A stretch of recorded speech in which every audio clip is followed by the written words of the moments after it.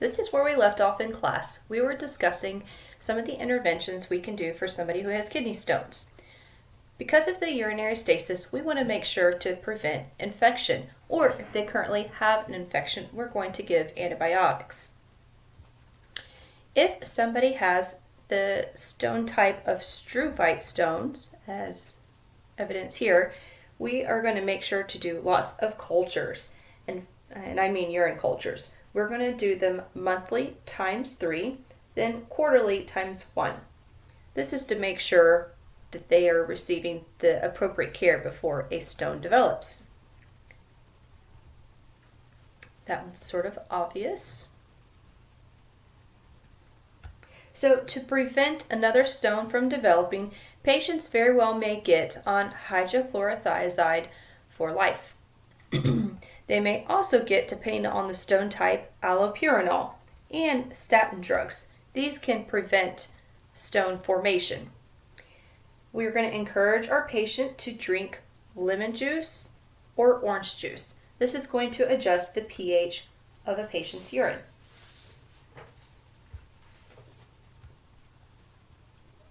Diet modification. This is sort of controversial. However, I do believe in your book it mentions some foods that are high in oxalate. This would include green leafy vegetables, processed meats, and a few other things. So do look in your chart. Exercise.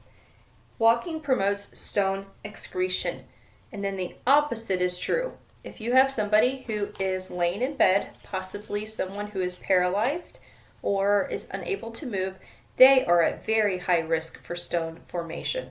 Gravity is actually a very helpful tool to decrease stones and movement.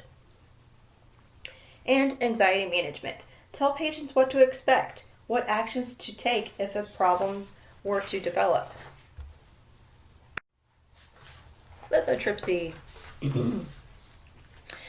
Lithotripsy is a way to try to break up the stone so the body can actually excrete the smaller fragments. We can have a sound laser or a dry shockwave lithotripsy. We do sedate the patient because this can be very uncomfortable as the stones begin moving. So we sedate the patient and we put them in a prone position oftentimes. And then we try to locate the stone using fluoroscopy. What is that, you may say? That is moving x-ray. This is going to, and they are on a water bed right here and right here. So what's going to happen are pulsations are going to be synchronously sent through the patient's body, and what's important to know is they're synchronizing with their heart rate and their heart rhythm, because the pulsations have to sync up with the R wave on the QRS complex. And it's roughly going to pulsate about 60 to 120 times a minute.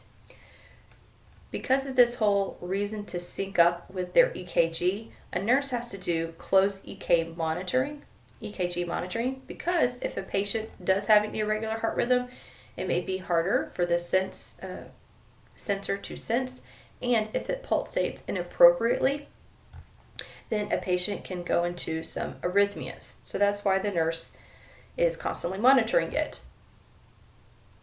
We can anticipate bruising to the affected side, whether a patient is on their back or if they're in the common prone position. Anticipate some bruising, and we don't exactly do anything with the bruising. Maybe let the patient and family know that this is a normal finding, and we can ice it if it feels painful. Let's talk about some minimally invasive surgical procedures that can help when someone has a kidney stone. The first one being stenting, and that's a picture of it right here. This prevents the stone to contact the ureter, which, as the stone passes, increases damage. So the stent helps by reducing the pain, the bleeding risk, and the infection risk. We want to make sure to place a Foley as well to help facilitate the passage of the stone.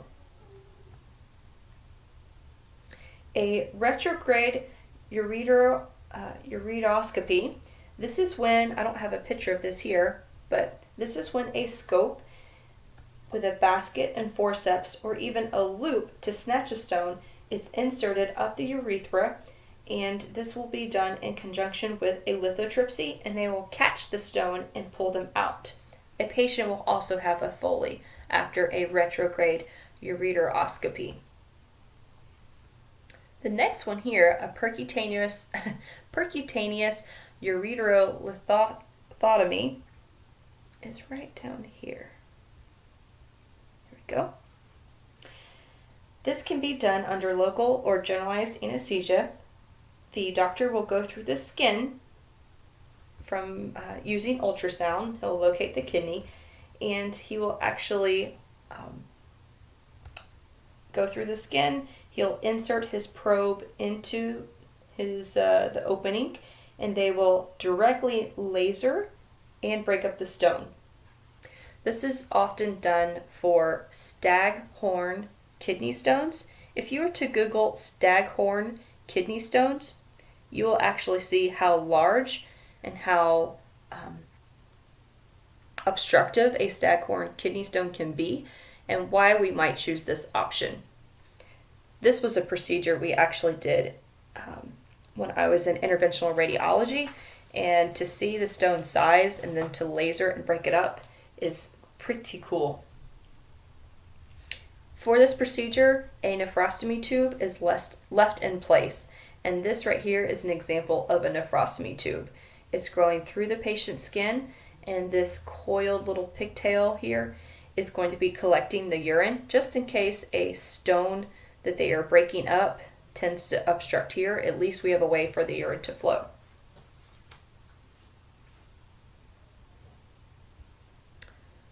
Okay. Anticipate bloody drainage initially, but it shouldn't, in fact, maybe I should move down here.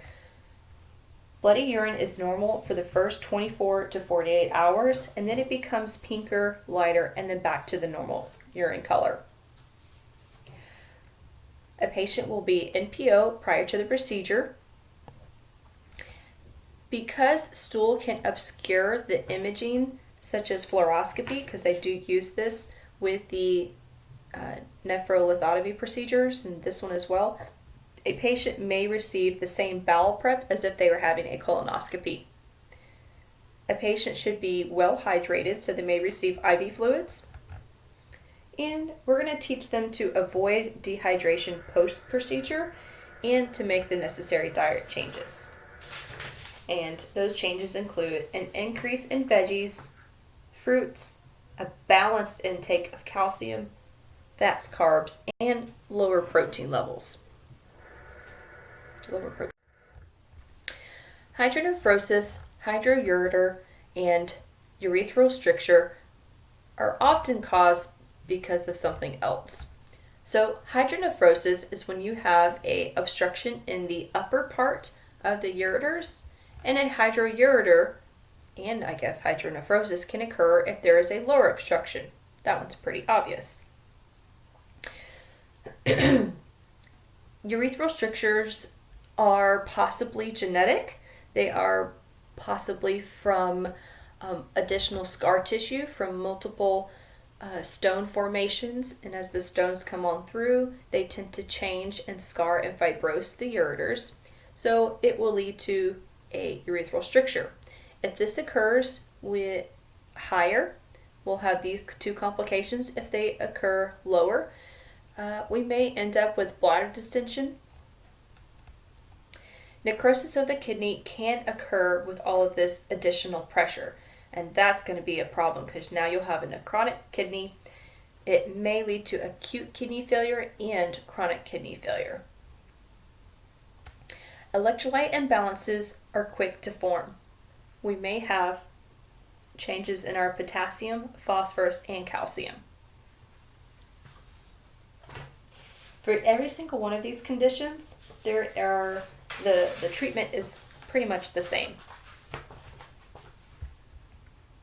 And by the way, if you remember, a patient is supposed to make roughly about 30 milliliters an hour, and that's maybe 15 from the one kidney and 15 from the other. So as you notice here, the actual kidney can only hold about 8 mLs, so it wouldn't take but maybe a few hours to pass before the kidneys start having excessive fluid in them. That's why accurate and hourly isonos is sometimes required for some patients. So, regardless of which obstruction you have, oh, I forgot about this. Pelvic radiation, that's another reason for a urethral stricture. Obviously manipulation. So do take a good history of the patient. If it is something congenital and you're working in pediatrics, ask them about did they have any back pains? Was their urine ever bloody? Do they pee frequently? Was there pain upon urination? Did the pain move, such as in a stone migration? And if the stone or stricture is lower, you would anticipate them to have a full bladder. Upon doing some lab analysis, we're going to see that their GFR, their glomerular filtration rate, which is normally anywhere between 60 to 90, should be nice and elevated. However, in somebody who has kidney failure, we're going to see it to start to drop. This is because the urine is not being excreted. Their BUN and creatinine will rise as well.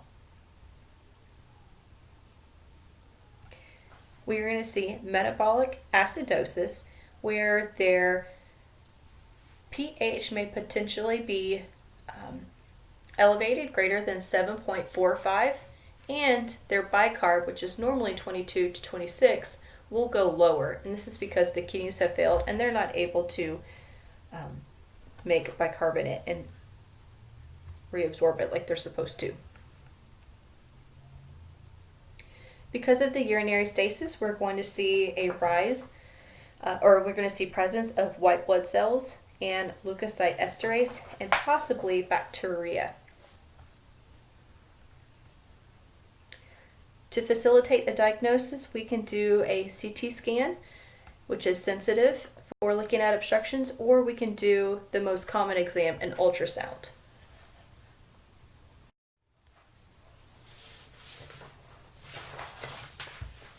So if we were to assess a patient with an obstruction, we're going to find the following signs and symptoms. And this can be an obstruction either from BPH, maybe a stone, for a couple different reasons. So these are not very specific to any sort of disease process. This is just an obstruction of the bladder in general. So they're going to have dull pain. We're going to see nausea, vomiting, pallor. They're possibly going to have diaphoresis. Really should have been nausea, vomiting, pallor, and diaphoresis. They're going to have oliguria or anuria. And upon palpation, you'll see distended bladder. In fact, if you were to palpate when somebody has a full bladder, and if you were to press on it and urine begins to leak, that's when you know somebody has an obstruction of either a stone, maybe some fibrosis, or maybe BPH. That's called overflow incontinence. Yeah.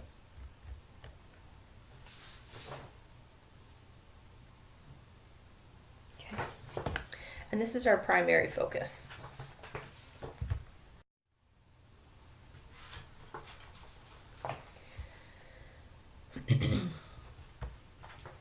Make sure to keep your patient in PO, perform some clotting studies because the interventions may be bloody in nature. So we want to make sure the person is not at risk for hemorrhaging. And we're going to make sure to reduce their hypertension because those are some of the vital sign changes that we're going to see. We can place a ureteral stent. This is actually left in place, and a patient will go to a doctor's office in maybe 6 weeks or so, and they can remove the stent in office. A doctor will go up the urethra with a little scope, and they'll actually pull on some wires that are hanging in there. They're really threads. They'll pull on the threads, and the stent will come out through the urethra.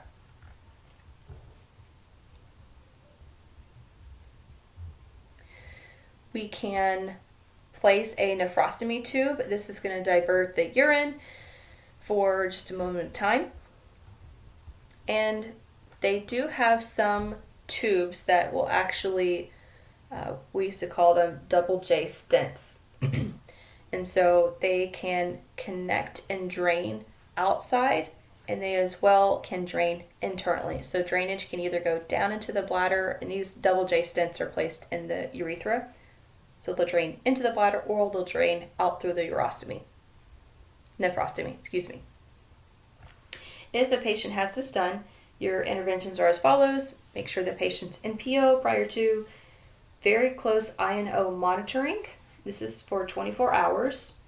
If you notice that urine is dropping off, either into the bag or when they're voiding into a collection device, notify the physician immediately. Monitor for pain.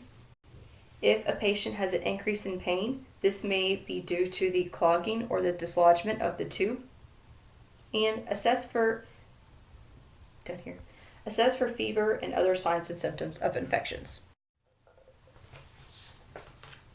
Pyelonephritis. Patients can either have one or the other type of pyelonephritis. And they are often because of repeated or continued upper urinary tract infections. In acute pyelonephritis, acute tissue inflammation occurs, causing tubular cell necrosis and possible abscess formation. These pockets can form anywhere in the kidney. In chronic pyelonephritis, this is commonly from urinary reflux from the bladders to the ureters. This is bad because repeated infections can scar tissue in the blood vessels of the glomerular cells and the tubular structures. This often results in impaired kidney function. Chronic, meaning permanent impaired kidney function. Some other reasons that we will see the development of this is prolonged use of NSAIDs. Do you remember the most common bacteria that can cause UTIs? The answer is E. coli. And I'm going to add one more to your repertoire of information, Enterococcus faecalis. Those two organisms are from the GI tract.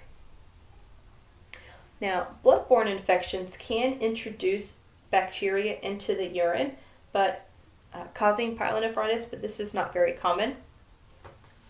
Autoimmune diseases such as lupus can lead to pyelonephritis as well. The chronic form here is more common in women. However, older men, or as men age, because of their incidences of BPH, will actually see a lot of pyelonephritis with them, in addition to the prostatitis that they have.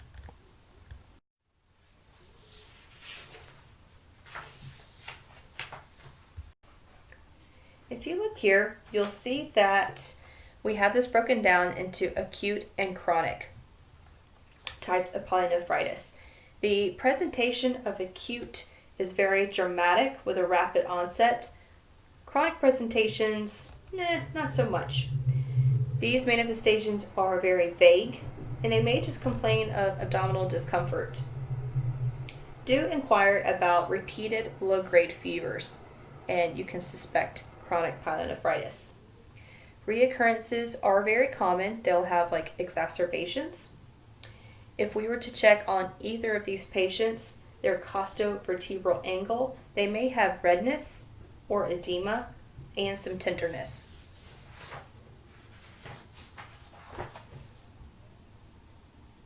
Okay. Patient assessment.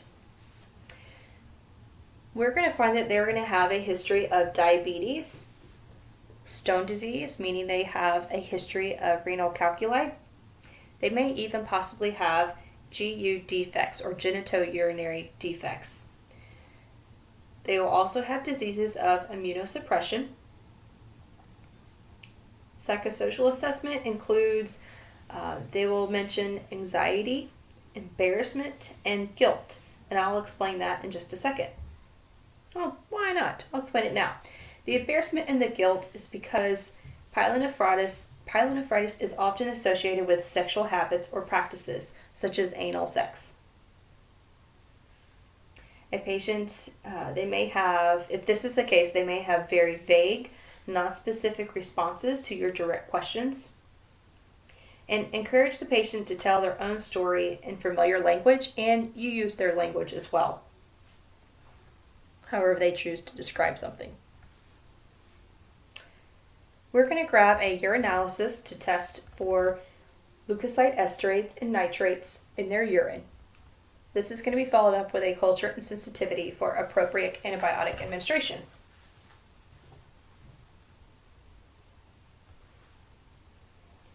What other things are we going to see in the urinalysis? Well, we may possibly see red blood cells. We may see cast. That's the shedding of the nephron cells, like dead ones. We may even see protein. This indicates that our kidneys are under some stress. If we were to do a CBC, we're going to probably see white blood cell elevation due to the infection. We're going to concurrently draw blood cultures, and this is to make sure that a patient hasn't developed urosepsis. And we can tell and rule out if it's a blood-borne condition or transferred over into the kidneys. Let's grab a C-reactive protein and erythrocyte sedimentation rate. This is going to determine the presence and extent of inflammation. This is oftentimes done on people who have chronic pyelonephritis. Some other results as well to look for some deformities. A patient definitely needs to be knowledgeable in kidney disease prevention, or the disease will progress and a very well may lead to having kidney failure. So how are we going to treat this? We are going to put the person on medications, specifically antibiotic. We're going to begin with broad spectrum initially, and then once this culture and sensitivities come back, we're going to put them on narrow spectrum. We're going to make sure they have adequate calories. They are not going to want to eat, and oftentimes they might be very thin and malnourished. Make sure they're drinking at least 2 liters of water a day, and their urine that we aim for should be clear and light yellow, unless there's some contraindication about drinking fluid. Surgical management. There are multiple surgery options for pyelonephritis. You can possibly do a pyelolithotomy or a nephrectomy, which is removal of the kidney. That's sort of a last result. Or you can do a ureteral diversion, such as a urostomy. Excuse me.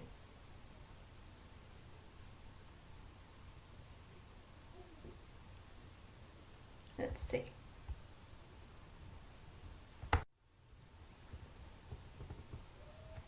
If one of the reasons for pyelonephritis is due to a congenital deformity, then we may possibly need to do reimplantation of the ureter to restore drainage. This involves taking the ureter wherever it's connected and placing it in the more normal anatomical position. I forgot to mention, in nutrition therapy, do you want them on a higher protein diet or a lower protein diet? Hopefully you're saying a lower protein diet. And none of this requires explanation. So thank you very much for listening, and I hope you have a great day.